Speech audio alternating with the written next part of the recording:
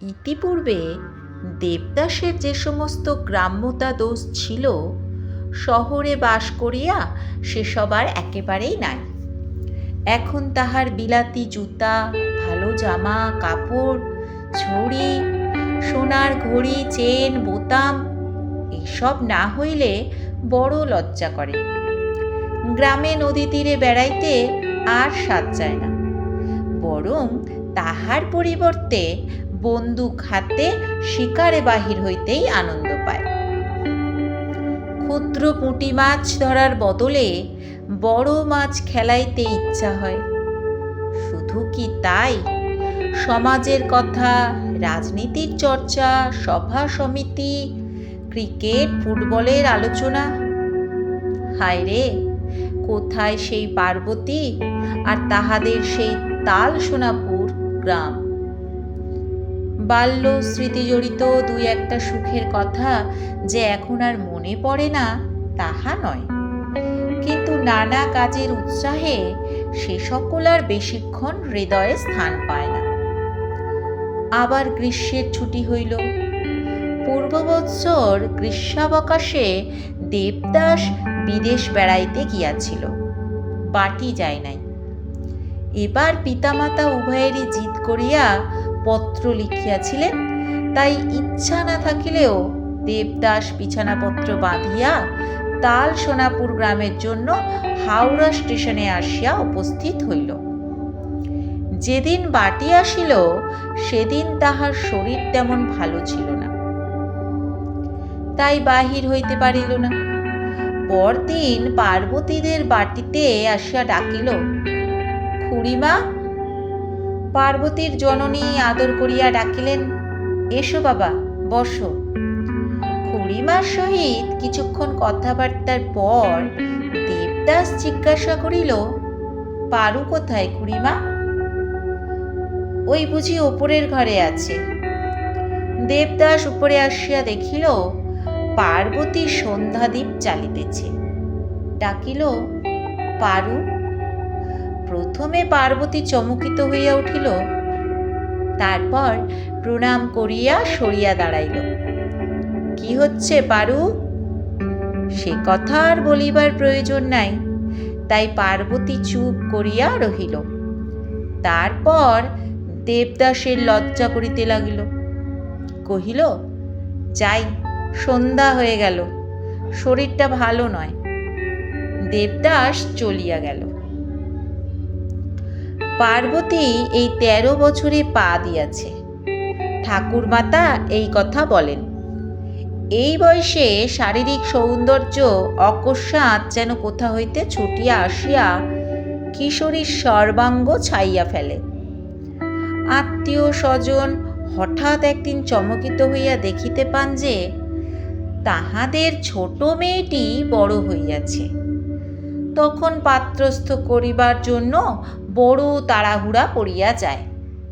চক্রবর্তী বাড়িতে আজ কয়েক দিবস হইতেই সেই কথার আলোচনা হইতেছে। জননী বড় বিষণ্ণ। কথায় কথায় স্বামীকে শুনাইয়া বলেন, তাই তো, পারুকে আর তো রাখা যায় না।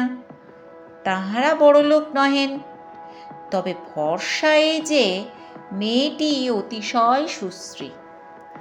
জগতে রূপের যদি মর্যাদা থাকে তো পার্বতীর জন্য ভাবিতে হইবে না।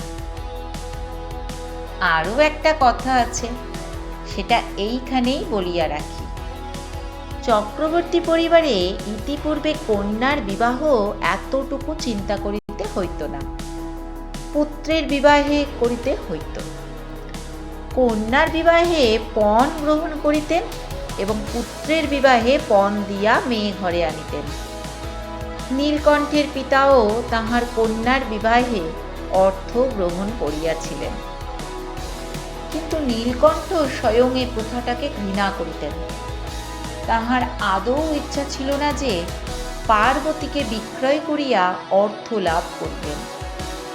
পার্বতীর জননী এ কথা জানিতেন, তাই স্বামীকে কন্যার জন্য তাগাদা করিতেন। ইতিপূর্বে পার্বতীর জননী মনে মনে একটা দুরাশাকে স্থান দিয়াছিলেন। ভাবিয়াছিলেন, দেবদাসের সহিত যদি কোনো সূত্রে কন্যার বিবাহ করাইতে পারেন, এ আশা যে নিতান্ত অসম্ভব তাহা মনে হইত না। ভাবিলেন, দেবদাসকে অনুরোধ করিলে বোধহয় কোনো সুরাহা হইতে পারে। এই বোধহয় নীলকণ্ঠের জননী কথায় কথায় দেবদাসের মাতার কাছে কথাটা এই রূপে পাড়িয়াছিলেন। আহা বৌমা, দেবদাসে আর আমার পারুতে কি ভাব, এমনটি কই কোথাও তো দেখা যায় না। দেবদাসের জননী বলিলেন, তার হবে না খুড়ি, দুজনে ভাই বোনের মতোই যে একসঙ্গে মানুষ হয়ে এসেছে। হ্যাঁ মা, হ্যাঁ, তাই তো মনে হয়। যদি দুজনের, এই দেখো না কেন বৌমা, দেবদাস যখন কলকাতায় গেল, বাছা তখন সবে 8 বছরের। সেই বয়সেই ভেবে ভেবে যেন কাঠ হয়ে গেল। দেবদাসের একখানা চিঠি এলে সেখানে যেন একেবারে ওর জপমালা হয়ে উঠত। আমরা সবাই তো তা জানি।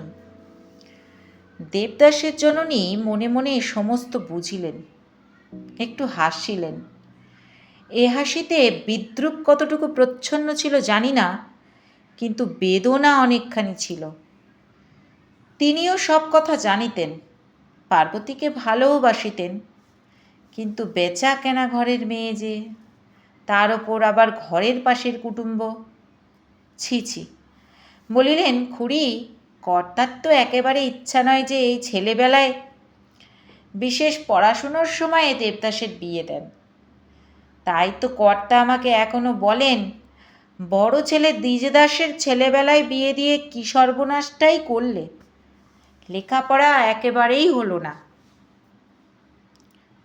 পার্বতীর ঠাকুরমা একেবারে অপ্রতিভ হইয়া পড়িলেন, তবুও কহিলেন, তা তো সব জানি বৌমা, কিন্তু কি জানো পারু, শেটের বাছা একটু অমনি বেড়েছেও বটে, আর বাড়ন্ত গড়নও বটে। তাইতে তাইতে যদি নারায়ণের অমত।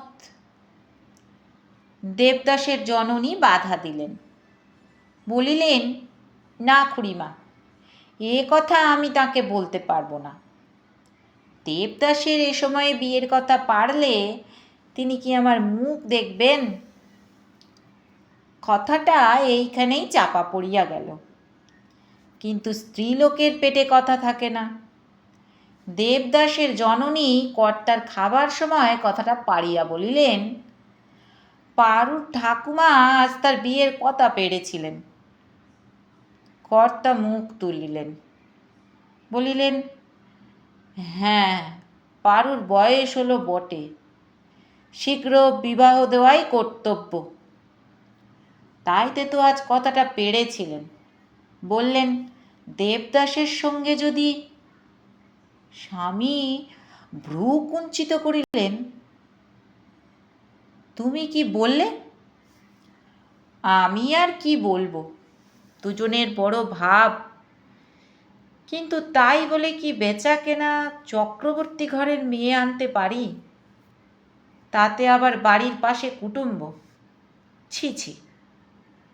কর্তা সন্তুষ্ট হইলেন, কহিলেন, ঠিক তাই, কুলের কি মুখ হাসাবো, এসব কথায় কান দিও না। গৃহিণী শুষ্ক হাসি হাসিয়া কহিলেন, না, আমি কান দিই নে, কিন্তু তুমিও যেন ভুলে যেও না। কর্তা গম্ভীর মুখে ভাতের গ্রাস তুলিয়া বলিলেন, তাহলে এত বড় জমিদারি কোন কালে উড়ে যেত। জমিদারি তাহার চিরদিন থাকুক, তাহাতে আপত্তি নাই, কিন্তু পার্বতীর দুঃখের কথাটা বলি। যখন এই প্রস্তাবটা নিতান্ত অগ্রাহ্য হইয়া নীলকণ্ঠের কানে গেল, তখন তিনি মাকে ডাকিয়া তিরস্কার করিয়া বলিলেন, মা, কেন এমন কথা বলতে গিয়েছিলে? মা চুপ করিয়া রহিলেন। নীলকণ্ঠ কহিতে লাগিলেন, মেয়ের বিয়ে দিতে আমাদের পায়ে ধরে বেড়াতে হয় না, বরং অনেকেই আমার পায়ে ধরবে। মেয়ে আমার কুৎসিত নয়। দেখো, তোমাদের বলে রাখলুম, 1 সপ্তাহের মধ্যেই আমি সম্বন্ধ স্থির করে ফেলব। বিয়ের ভাবনা কি? কিন্তু যাহার জন্য পিতা এত বড় কথাটা বলিলেন, তাহার যে মাথায় বাজ ভাঙিয়া পড়িল। ছোটবেলা হইতে তাহার একটা ধারণা ছিল যে দেবদাদার উপর তাহার একটু অধিকার আছে। অধিকার কেহ যে হাতে তুলিয়া দিয়াছে তাহা নয়, প্রথমে সে নিজেও ঠিকমতো বুঝতে পারে নাই। অজ্ঞাতসারে অশান্ত মন দিনে দিনে এই অধিকারটি এমন নিঃশব্দে অথচ এতই দৃঢ় করিয়া প্রতিষ্ঠিত করিয়া লইয়াছিল যে বাহিরে যদিও একটা বাহ্য আকৃতি তাহার এতদিন